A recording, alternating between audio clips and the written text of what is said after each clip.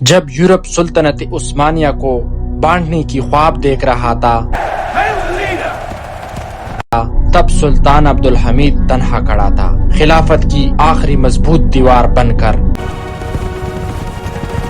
آج آپ لوگوں کے ساتھ سلطان عبدالحمید ثانی کی مکمل اور اصل تاریخ شیئر کر رہا ہوں۔ سلطان عبدالحمید ثانی 21 ستمبر 1842 کو استنبول میں پیدا ہوئے۔ وہ عظیم سلطنت عثمانیہ کے سلطان عبدالمجید اول کے بیٹے تھے۔ بچپن سے ہی وہ سنجیدہ، خاموش، طیب اور گہری سوچ رکھنے والے تھے۔ انہوں نے عربی، فارسی اور فرانسیسی زبان سیکھی، سیاسی حالات کو سمجھنے میں مہارت حاصل کی۔ وہ موسیقی بھی پسند کرتے تھے، مگر دل سے ایک محتاط اور ہوشیار حکمران بننے کی تیاری بھی کر رہے تھے۔ 1876 میں سلطنت عثمانیہ اندرونی بغاوتوں اور بیرونی دباؤ کا شکار تھی تو عبدالحمید ثانی کو تخت پر بٹھایا گیا۔ اس وقت سلطنت کمزور ہو چکی تھی۔ یورپ کی طاقتیں اسے یورپ کا بیمار آدمی بھی کہنے لگے تھے۔ اسی سال انہوں نے پہلا عثمانی آئین نافذ کیا، جسے قانون اساسی کہا جاتا ہے۔ پارلیمنٹ قائم کی گئی،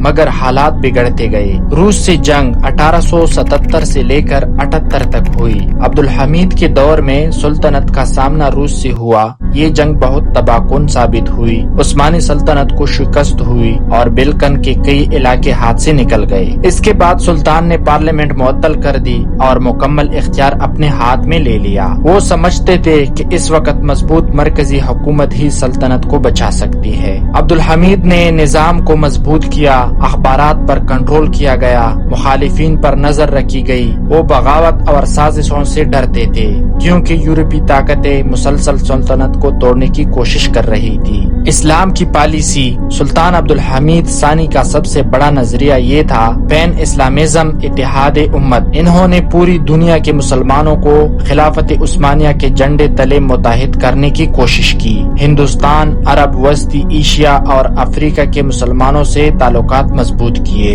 انہوں نے حجاز ریلوے منصوبہ شروع کیا، جو دمشق سے مدینہ تک بنائی گئی۔ اس کا مقصد حاجیوں کو سہولت دینا اور اسلامی اتحاد کو مضبوط کرنا تھا۔ ان کے دور میں اسکول اور کالج قائم ہوئے، اسپتال بنائے گئے، ٹیلی گراف لائنیں بچھائی گئی، فوج کو جدید بنانے کی کوشش کی گئی، لیکن یورپی طاقتوں کا دباؤ بڑھتا رہا۔ 1908 میں ینگ ترک موومنٹ یعنی community of union and progress نے بغاوت کر دی۔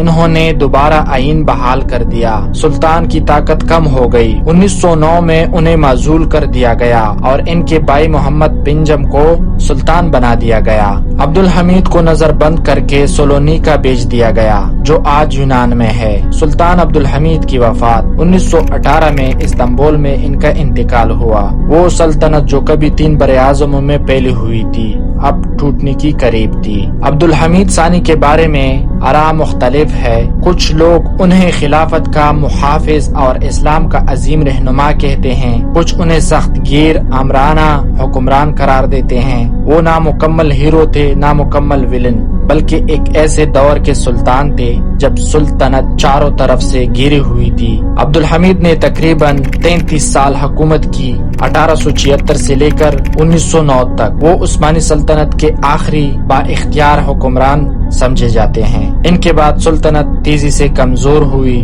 اور بالآخر پہلی جنگ عظیم کے بعد ختم ہو گئی۔ اگر یہ تاریخی واقعہ آپ کو پسند آیا ہو تو چینل کو سبسکرائب اور ویڈیو کو لائک ضرور کرنا۔